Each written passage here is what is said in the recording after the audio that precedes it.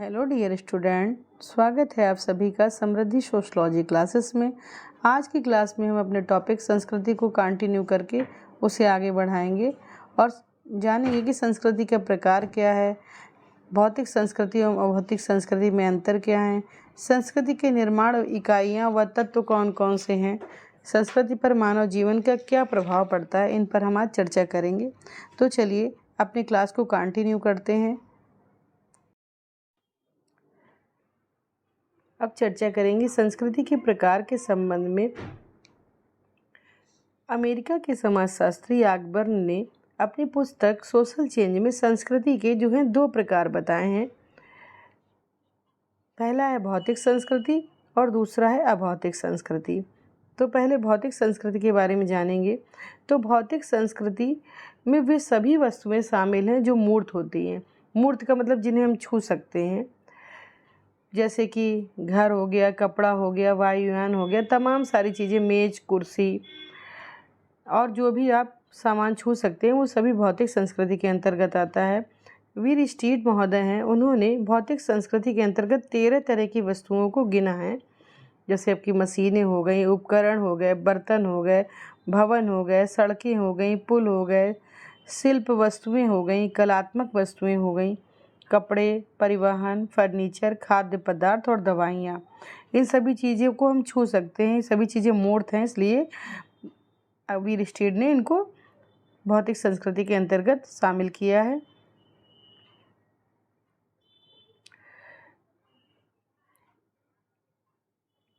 एक खास चीज़ और है कि मैकाइवर एवं पेज ने भौतिक संस्कृति को सभ्यता माना है।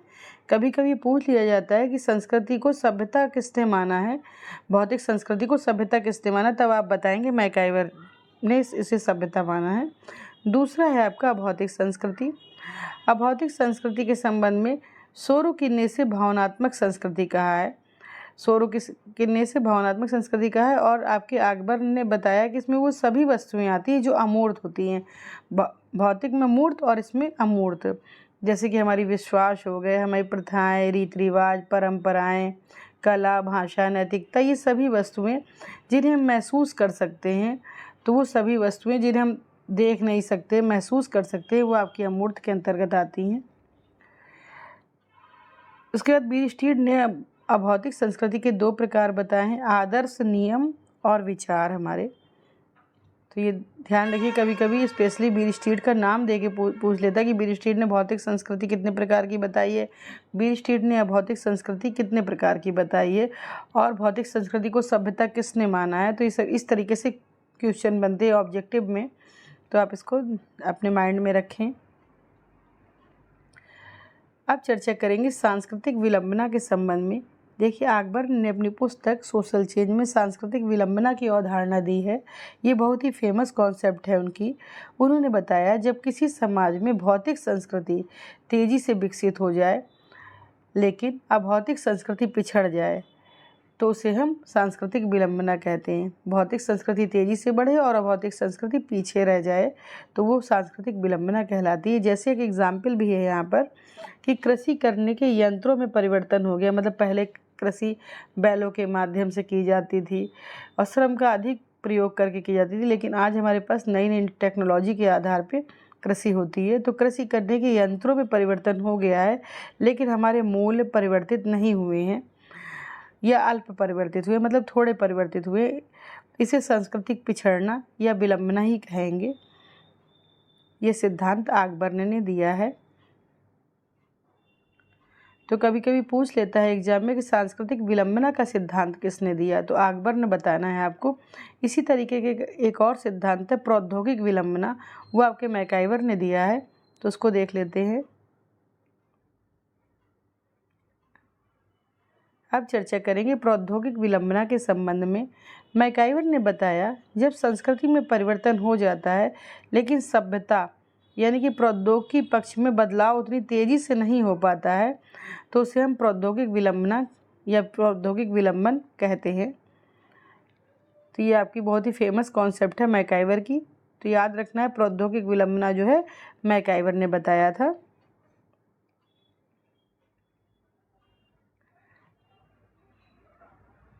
इसके बाद चर्चा करेंगे भौतिक संस्कृति एवं अभौतिक संस्कृति के बीच में जो अंतर है उनको जानेंगे।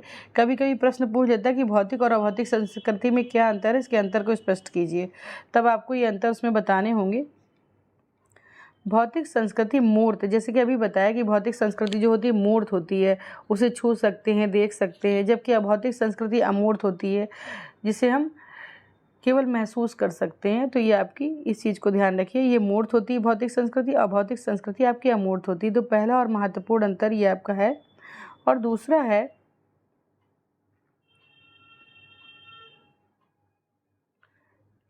भौतिक संस्कृति का संबंध बाहरी जीवन से है, मतलब जो हम सुख सुविधा के साधन जितने भी देखते हैं तो उनका संबंध जो है वो भौतिक संस्कृति के अंतर्गत वो जुड़े हुए हैं। अभौतिक संस्कृति का संबंध हमारे आंतरिक जीवन से है, जैसे कि हमारे विचार, विश्वास, भावनाएं, ये सब आंतरिक है। तो आपकी अभौतिक संस्कृति आंतरिक पक्ष से संबंधित है, जबकि भौतिक संस्कृति बाहरी जीवन से संबंधित है। दूसरा अंतर ये है। तीसरा है आपका भौतिक संस्कृति को सभ्यता एवं अभौतिक संस्कृति को संस्कृति कहते हैं। उन्होंने बाहर की जो चीज़ें हैं, इस सुख सुविधा के साधन, इनको सभ्यता माना है। मैकाइवर एवं पेज ने भौतिक संस्कृति को सभ्यता कहा है, अभौतिक संस्कृति को संस्कृति। ठीक है। उसका चौथा अंतर है इसमें, अभौतिक संस्कृति की अपेक्षा भौतिक संस्कृति शीघ्र ग्रहण की जाती है। देखिए, भौतिक संस्कृति के अंतर्गत हमारे विलासिता संबंधी संसाधन आते हैं, जिन्हें व्यक्ति अपनी सुविधा के अनुसार अधिक तीव्रता से ग्रहण करता है। तो वही है, अभौतिक संस्कृति की अपेक्षा भौतिक संस्कृति शीघ्र ग्रहण की जाती है। उसके बाद पांचवा अंतर है इसमें, अभौतिक संस्कृति में परिवर्तन की जो गति होती है वो धीमी होती है, जबकि भौतिक संस्कृति में परिवर्तन की गति तेज होती है। छठवां अंतर है इसमें, भौतिक संस्कृति को मानना हमारी इच्छा पर निर्भर करता है, जबकि अभौतिक संस्कृति को मानने के लिए हम बाध्य हैं।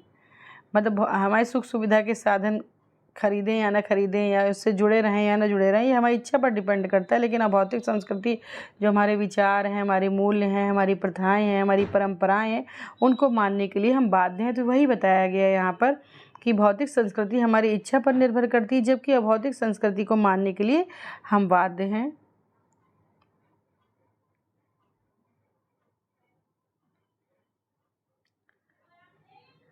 अब चर्चा करेंगे संस्कृति के निर्माण की इकाइयाँ या तत्व। तो सबसे पहले नंबर में इसमें आता है सांस्कृतिक तत्व।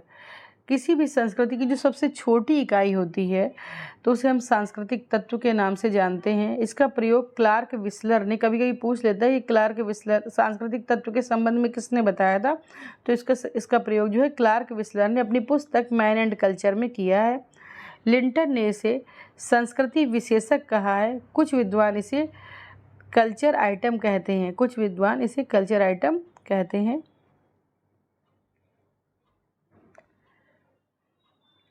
उसका दूसरा है सांस्कृतिक संकुल। देखिए, ये भी विस्लर की अवधारणा है, सांस्कृतिक संकुल भी। तो सांस्कृतिक तत्व, जब संस्कृति के जो तत्व होते हैं, तत्व सबसे छोटी इकाई है, जब सांस्कृतिक तत्व मिलकर सांस्कृतिक संकुल को बनाते हैं।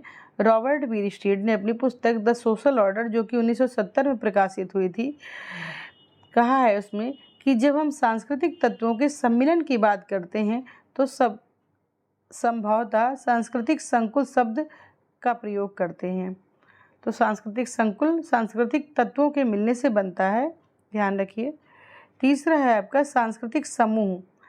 जब सांस्कृतिक तत्व मिलते हैं तो सांस्कृतिक संकुल बनता है, और जब सांस्कृतिक संकुल मिलते हैं तो उससे सांस्कृतिक समूह का निर्माण होता है।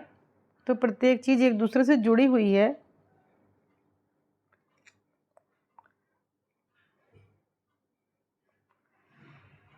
उसके बाद है सांस्कृतिक क्षेत्र। इसकी अवधारणा भी विस्लर ने दी है। जहाँ एक जैसी संस्कृति के लोग पाए जाते हों तो वहाँ सांस्कृतिक समूह मिलकर सांस्कृतिक क्षेत्र बनाते हैं। जैसे एक संस्कृति के लोग जहाँ पर पाए जाते हैं तो वहाँ पे सांस्कृतिक क्षेत्र से माना जाता है। उसका अगला है सांस्कृतिक प्रतिमान। सांस्कृतिक प्रतिमान की अवधारणा रूथ बेनेडिक्ट ने दी है अपनी पुस्तक पैटर्न्स ऑफ कल्चर में, जो कि 1934 में प्रकाशित हुई थी। इसमें उन्होंने बताया है कि संस्कृति के तौर तरीके संपूर्ण समाज में फैल जाएं, सभी लोग इनका पालन करने लगे या इनको मानने लगे तो एक पैटर्न बन जाता है। पैटर्न मतलब प्रारूप टाइप का एक बन जाता है। सांस्कृतिक प्रतिमान दो प्रकार के होते हैं, आदर्श सांस्कृतिक प्रतिमान और वास्तविक सांस्कृतिक प्रतिमान, जिसके बारे में रूथ बेनेडिक्ट बात करते हैं। अब उसके बाद है संस्कृति का मानव जीवन पर प्रभाव। देखिए, संस्कृति मनुष्य के लिए बहुत ही उपयोगी है और उसका मानव जीवन पर क्या प्रभाव पड़ता है इसको जानेंगे। तो इसके लिए निम्नलिखित बातें बताई गई हैं। मतलब संस्कृति मनुष्य की आवश्यकताओं की पूर्ति करती है, संस्कृति व्यक्तित्व के निर्माण में सहायता देती है या व्यक्तित्व के निर्माण में मौलिक है, संस्कृति मानव मूल्य एवं आदर्श प्रदान करती है, संस्कृति मानव की आदतों का निर्धारण करती है, संस्कृति नैतिकता का निर्धारण करती है, संस्कृति व्यवहारों में एकरूपता लाती है, संस्कृति अनुभव एवं कार्यकुशलता को बढ़ाती है, संस्कृति व्यक्तित्व को सुरक्षा प्रदान करती है,